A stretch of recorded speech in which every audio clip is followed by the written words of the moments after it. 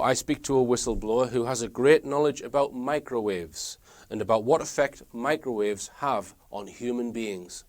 Today's guest in the 1960s trained at the UK government microwave warfare establishment.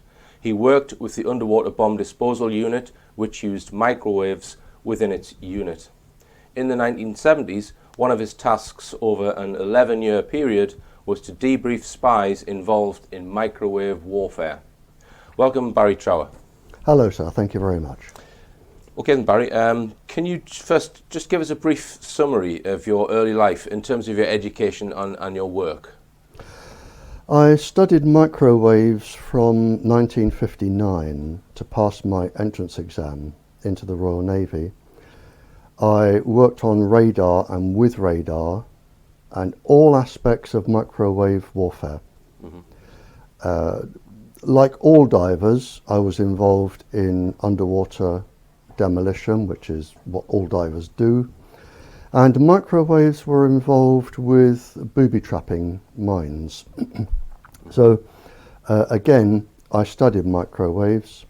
When I left the Royal Navy, I was invited to teach in one of the top security establishments, and I won't go into that too far, but where I was teaching were captured spies, and in the 60s, 70s, 80s, microwaves were developing as the new Cold War atomic bomb, as they are today, with the big HARP and the big transmitting stations around the world.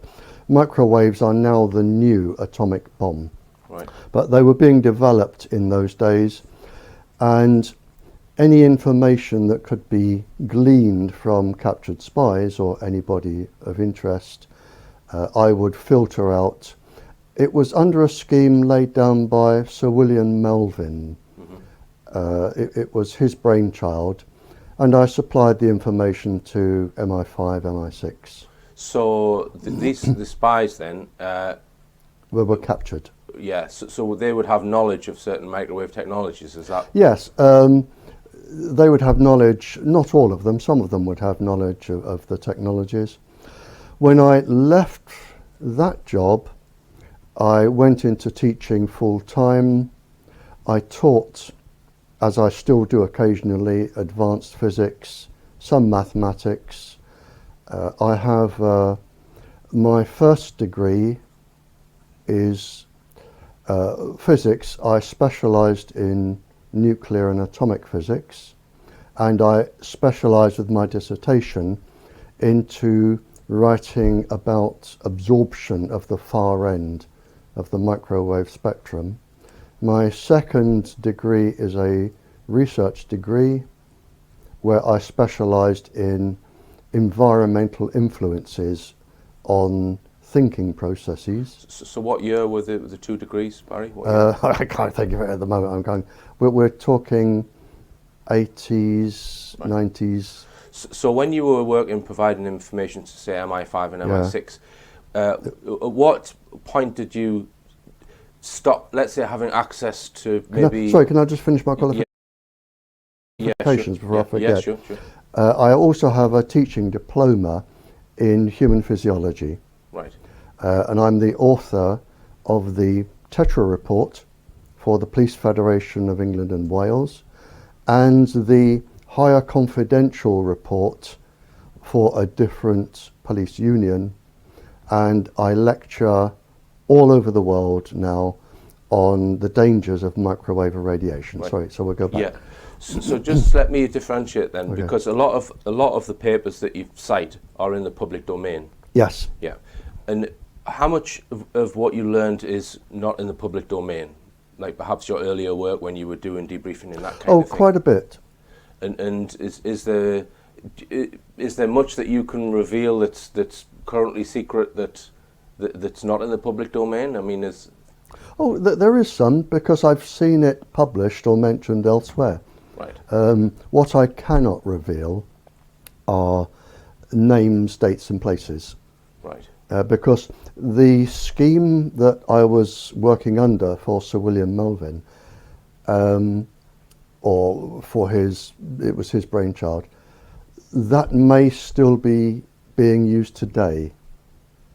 It tends to be used in times of war or terrorism. So it may be used today, and I could be putting people's lives at risk. Right. So I wouldn't go too far into that, but any other questions I could probably answer. Right. Now, you mentioned there the 2001 report that you wrote, essentially for the benefit of the police who were considering taking on the Tetra technology to use in their communication systems. So I've had a look at that report. Now, it's quite a good report for people to maybe get a good overview of the effects of microwaves on people. Because you cite other papers within that report, Barry. Can you just give us a quick overview of that report and some of the other papers that you mention in there? The 2001 report, I was commissioned, this is very interesting, I was commissioned by I congratulate you on your questions actually, they're very good. I was commissioned by the Police Federation. I was picked up here by 3 Federation officers, 2 of them chiefs of areas, whole areas, counties, excuse me. I was driven to London. I met all of the Federation officers. I laid out the information that was dangerous about Tetra, and the fact that it was a government epidemiological study, or to put it more simply, an experiment on police officers to see how many cancers and other illnesses would develop from using this technology. Right. Can I just finish this? Yeah. Then they suggested that I write the report and document everything and lay it all out, which I said I would. I came back, and this is actually important. I was invited to the top security office with a police secretary. She did all the typing, she did all the computer work. I don't use computers. And then I walked out with nothing. And then the leader of the Police Federation, there were 2 ladies, one up in the Midlands and one here, who were, let me say, friendly with Tetra Airwave. One, I believe, left and became an executive. The other also left, and I don't know whether she became an executive, but her opening words at the conference were to all of the police officers, nothing is going to stop Tetra. Right. That was the police defense. And they denied that I was commissioned to write the report. They denied that I ever went to London and wrote the report.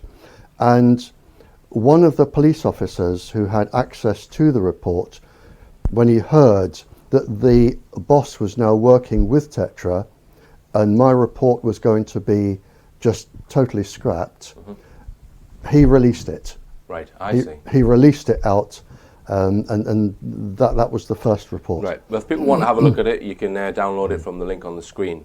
And just to point out, Barry, the police use a different communication system to the general public, i.e. the public will use mobile phones, but the police are currently using this Tetra system. Can you tell us, before the police used Tetra, what was their system? You know? Well, they had the old harmless, in terms of injury, analog waves. In other words, like the old radio, the home service, the light program, the long wave analog service.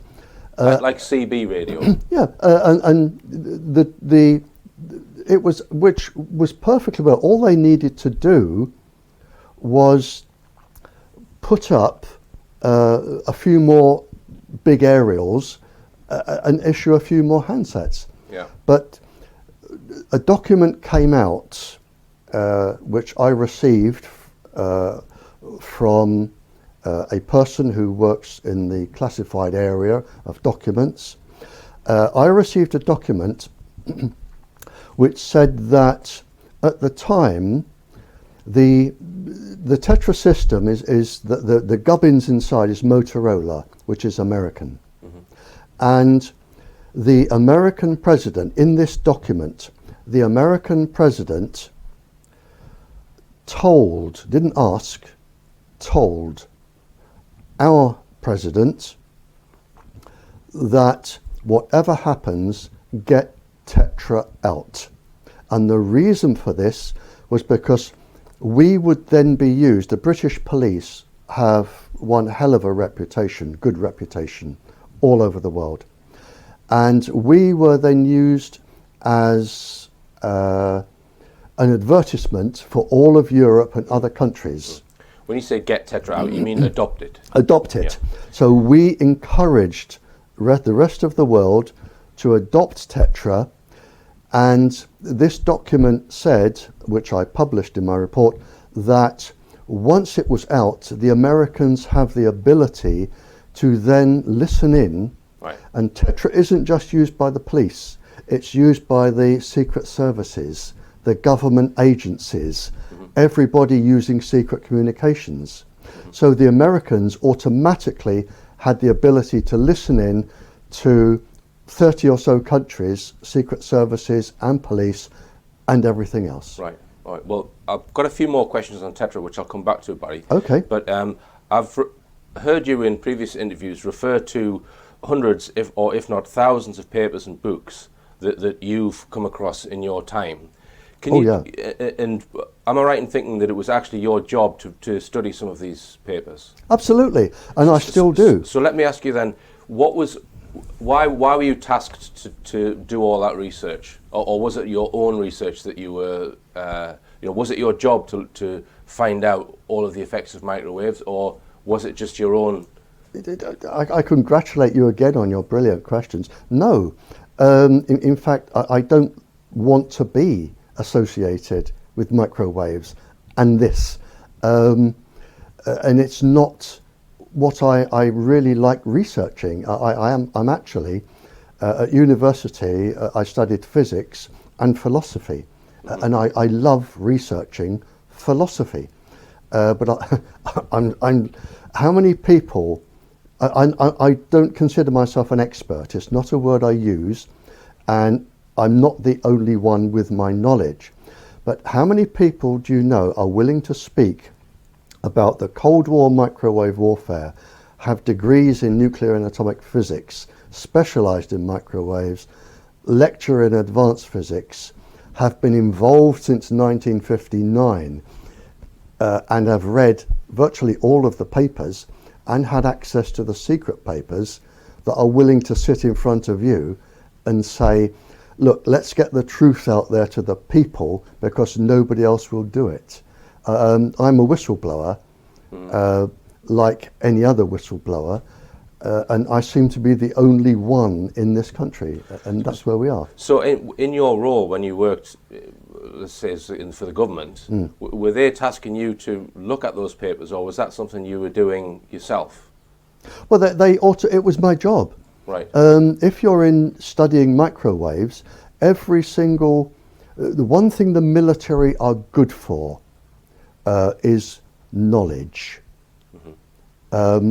If you have a question, it will be answered. The military are very good at answering questions and allowing you to study. Right. And I have one of these brains. When you go, and I carry out, I study, even now, at my age, I study 5 to 6 hours in an evening. It's what I do. Yeah. I learn 5 to 6 hours. It's addictive, like some people are addicted to heroin or whatever, alcohol.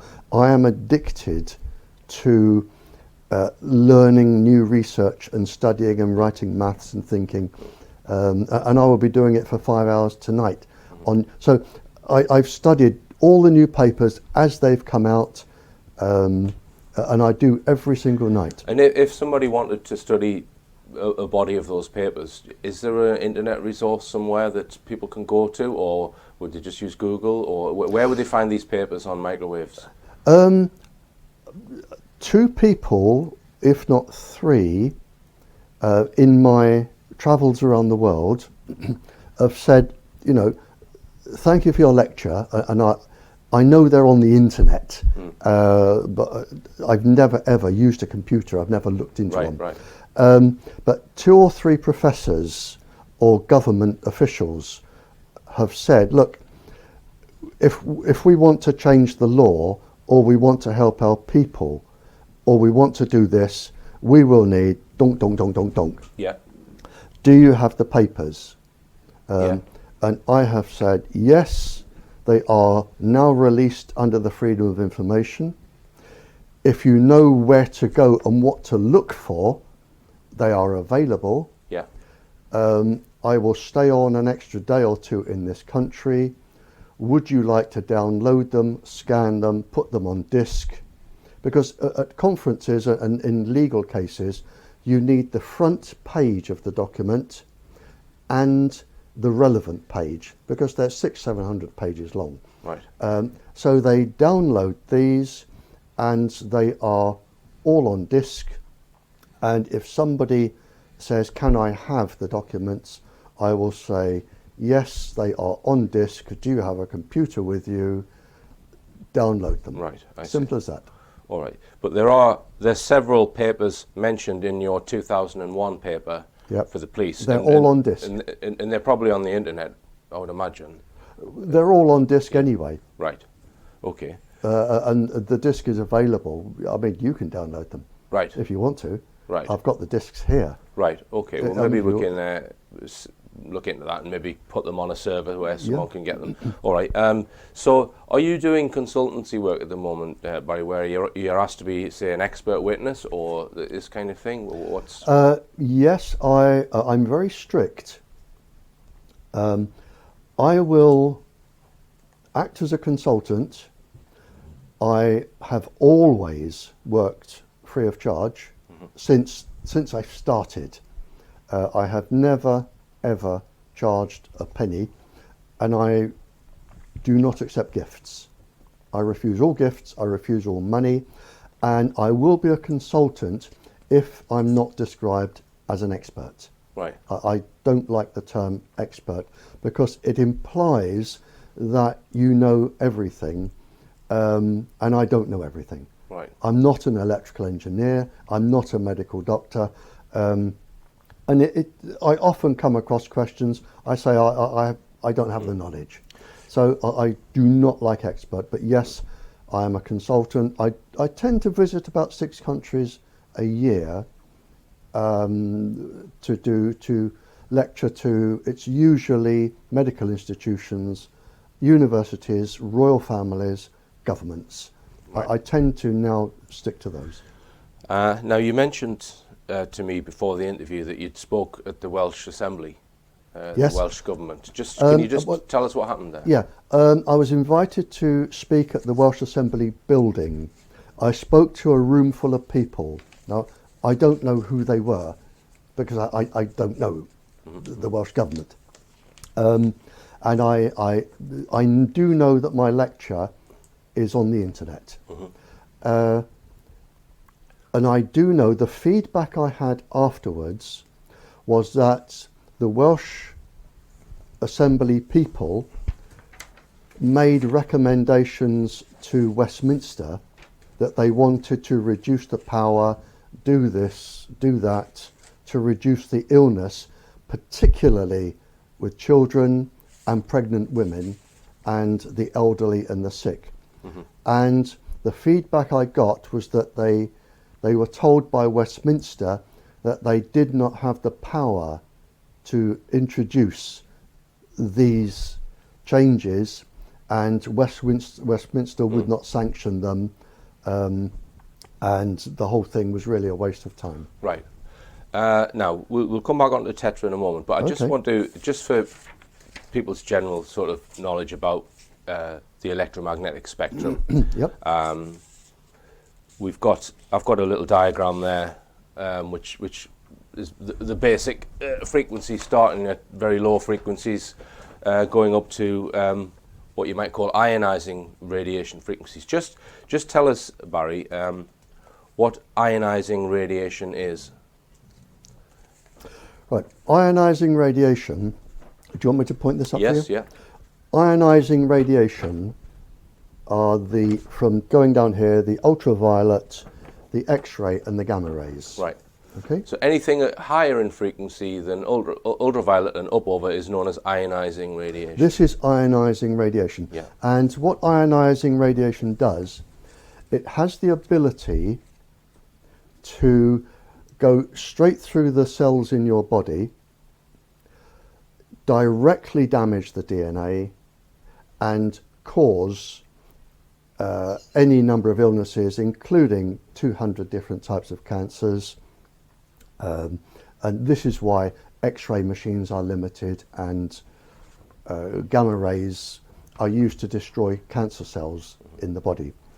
Visible light and coming up, infrared is heat.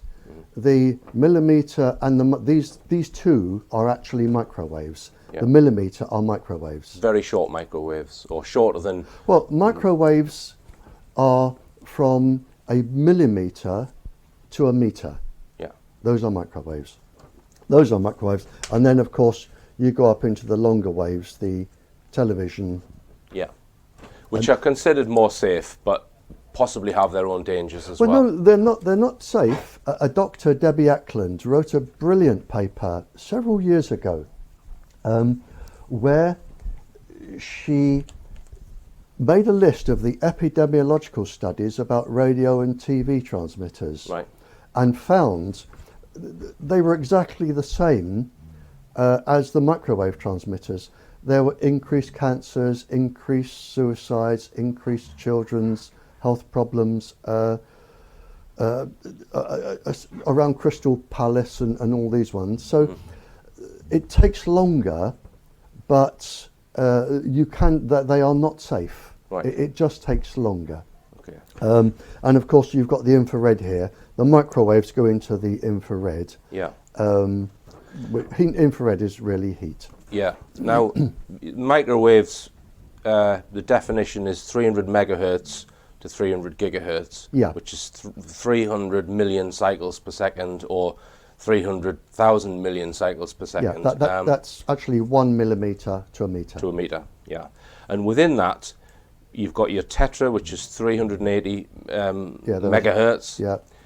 Mobile phones, which seem to be spread over a few different ranges. You've got the 900 megahertz band, 2100 megahertz, and 1800 megahertz, the different 3G and the different networks.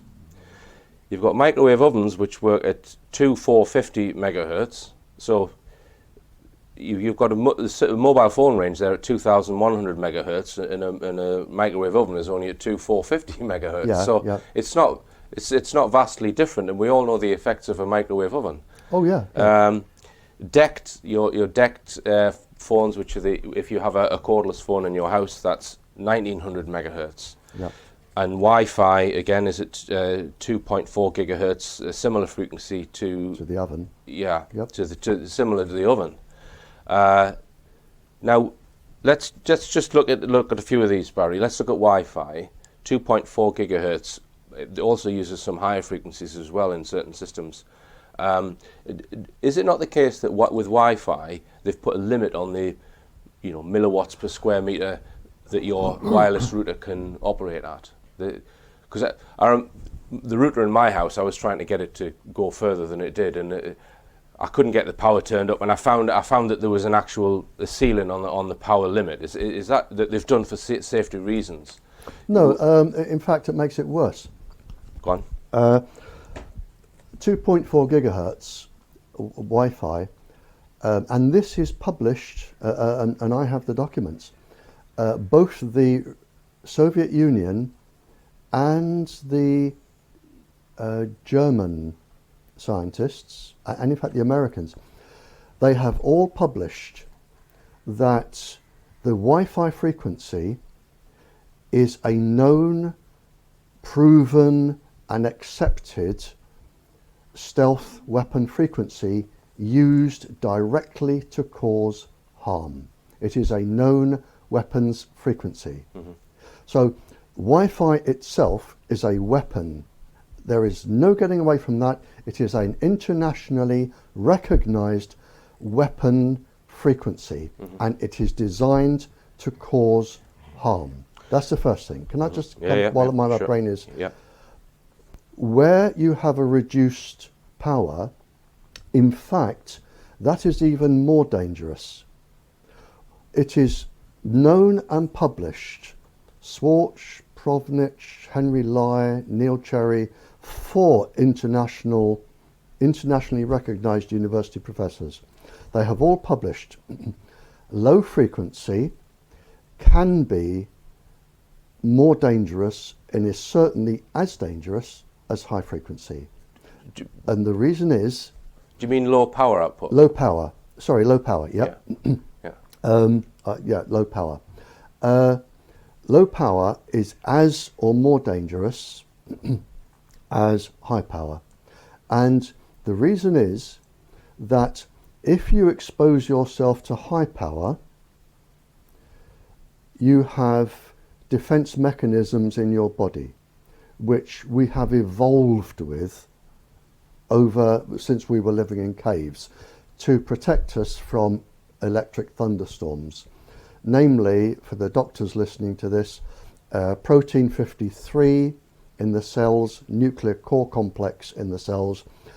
If they detect an unusual electrical magnetic charge, they will rush around and start to protect and defend the cells. Okay. Protein 53, nuclear core complex. But with a low level, or with pregnant women were in the uterus, with a low level of power, these particular proteins are not activated because it's below the radar, below the activation level. And with pregnant women and children, they are not yet developed in the immune system. So they don't have this protection anyway. So a low power will come in, it isn't detected by the body's immune system radar, and this is why around transmitters everything is fine, and then after about 18 months you start to get your suicides, your leukemias, your cancers. It takes about 18 months, but then they start, and this is why. So in terms of, let's take household things, DECT phones and Wi-Fi. Yeah. Would you say there's a safe distance to stand away from your wireless router, or what would your recommendation be? No, there are no safe microwave levels. Microwaves are not safe. It's like saying, how many, and I've had this at conferences, you know, how many microwaves can I take? And there's a brilliant scientist, Robert Kane, actually answered this question, and it's on page 235 of his report, and it's a report of all of the other research reports. And his answer was, and he said this is a frequently asked question, how long can I use my phone? How long can I sit here? And his question, or his answer is, how lucky do you feel? And it's the same as smoking. When people say, well, how many cigarettes can I smoke? And I say, well, it may be one. I don't know. It depends on your immune system, your makeup. There are no safe microwaves. If you're going to have Wi-Fi in the house, you have it fed with a cable, then it's safe.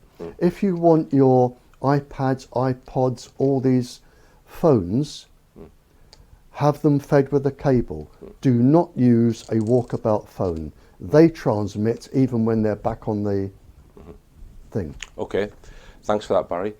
Now let's just come back to Tetra and just compare it with mobile phones. Okay. there's a website you can go on. I'll put the link on the screen, which it's produced by Ofcom, that shows you all of the transmitter masts around the UK. And if you look at that, you see that maybe 1 in 15, 1 in 20 is a tetra mast. Yep. It's something like that. The majority are mobile phone masts operating at 900, Yep. 2100 or 1800 megahertz. But every 1 in sort of 15 or so is a tetra mast, 380 megahertz. Now the signal is slightly different in its modulation. Just explain how the tetra signals are different to mobile phone signals. The tetra signal pulses. Now, and there is no short answer to this. I give full answers, and then you edit them down if you want. Pulses were known to be dangerous in the year 64 BC. Yeah. A really clever scientist called Ptolemy found that if he made a wheel, solid wheel, and drilled holes, and then spun it in front of people's eyes, in front of a bright source, which may be something burning or the sun, at different spins, he could induce different neurological symptoms. The most common one that people would recognize is photosensitive epilepsy, when they say when you got flashing on the television screen. Yeah. That. Now, this is where the weapons come from. When I was debriefing spies, I made a list of some 30 to 40 different pulse frequencies that could induce 50 to 60 physiological and neurological symptoms to do with changing the heart, changing vision, changing thinking processes, what have you. And it is the pulses that are mainly used in microwave weapons for many reasons. Now, tetra has a pulse frequency that is known to cause confusion and indecision, and to make you just also aggressive. And one of the things I recognized as soon as I saw the pulse frequency, and I said to the Police Federation, you cannot use this. It is everything you do not want your emergency services to be. And that is aggressive or indecisive. But they went ahead and used it. And this was a part of the experiment. And it's actually documented that they are studying neurological disorder with this. Right. So it's 17.6 hertz, 17.6 pulses a second. Yep, that is known. Now I'm just going to play a sequence of square waves pulsed at 17.6 hertz, just to see how quickly you get annoyed with it.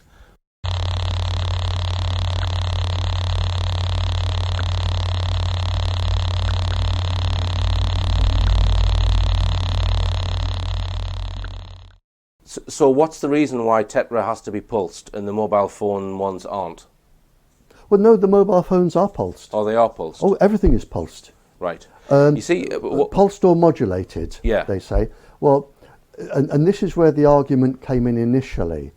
They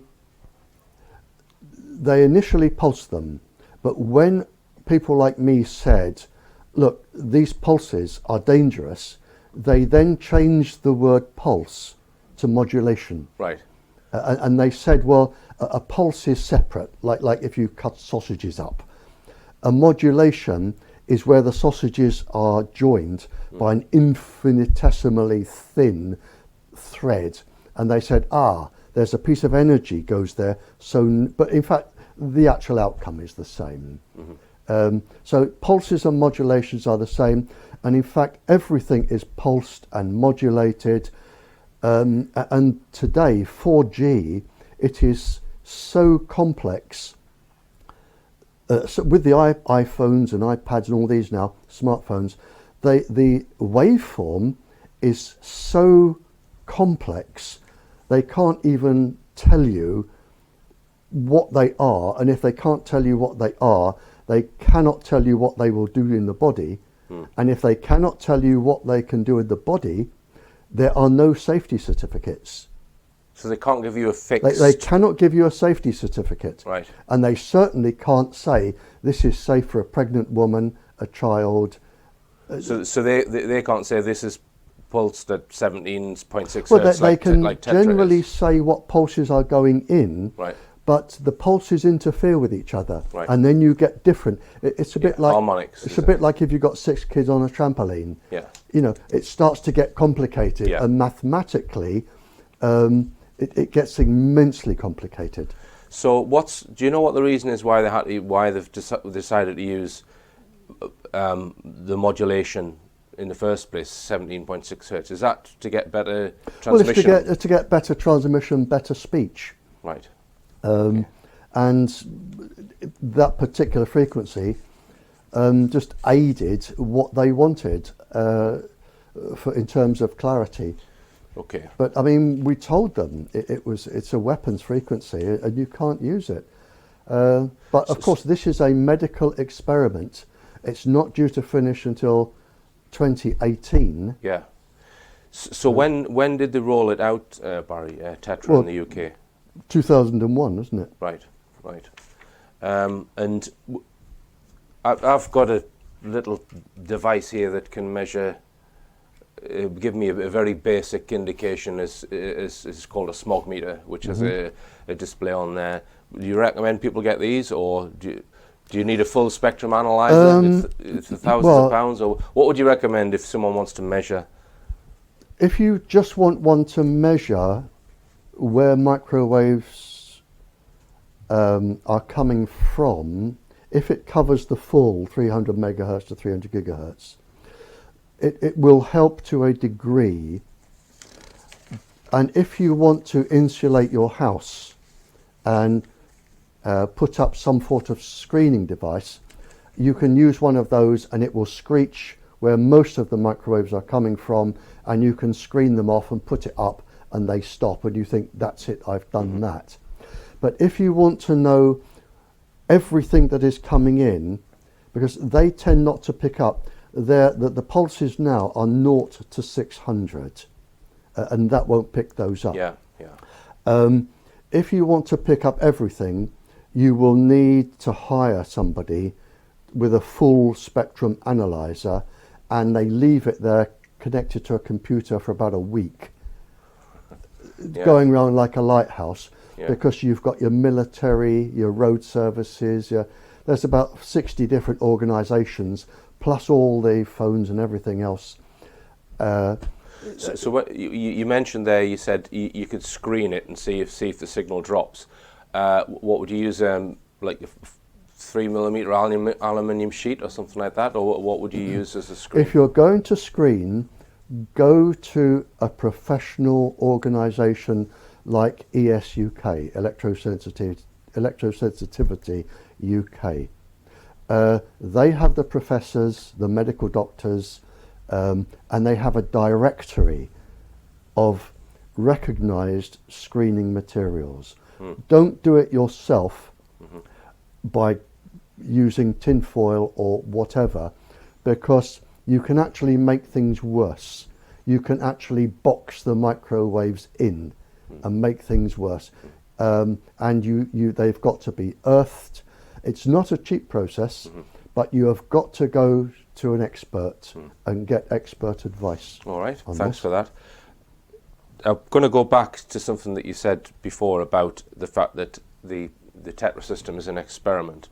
Because when somebody brings out a brand new concept or product to consumers, normally they have to prove that it's safe first before it's used.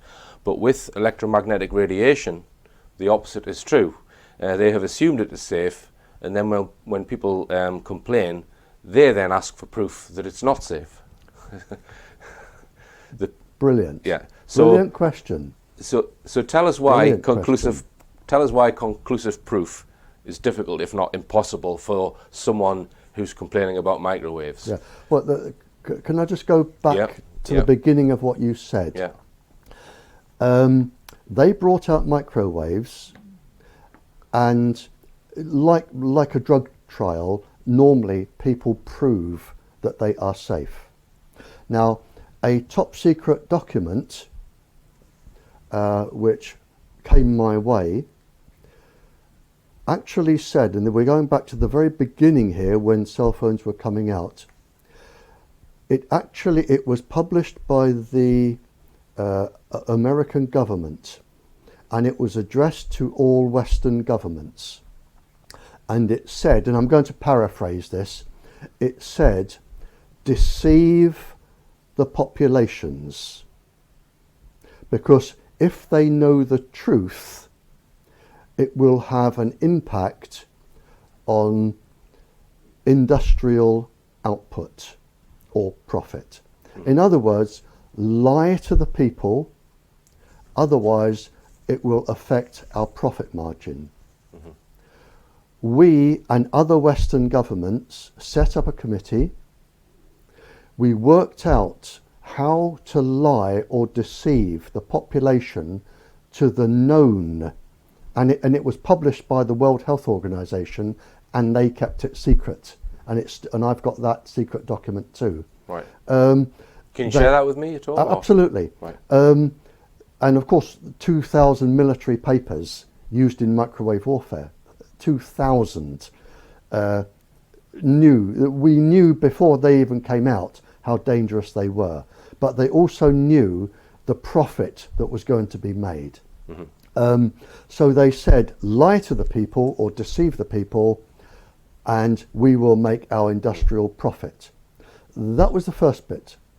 So there was no safety trial because they knew that they weren't safe. Right. And do you think that's the first bit? The second part of your question, which was why conclusive proof is difficult? Why conclusive proof? That is something they say. They put it out and then said there is no conclusive proof or no convincing evidence. In other words, convincing to them.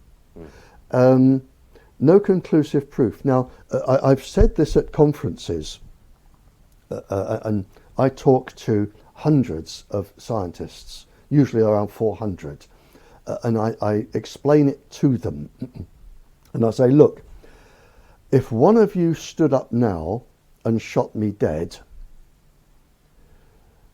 you would go to trial, and a jury would no doubt find you guilty. They require a balance of probability. Mm-hmm. If you want conclusive proof, that scientifically and medically is unobtainable, because in the time it took you to fire that gun and the bullet to reach me, there are thousands of things in my body that could have stopped and caused me to just drop dead. Now, for conclusive proof, you've got to prove that one of those things did not happen and the bullet went into a dead person.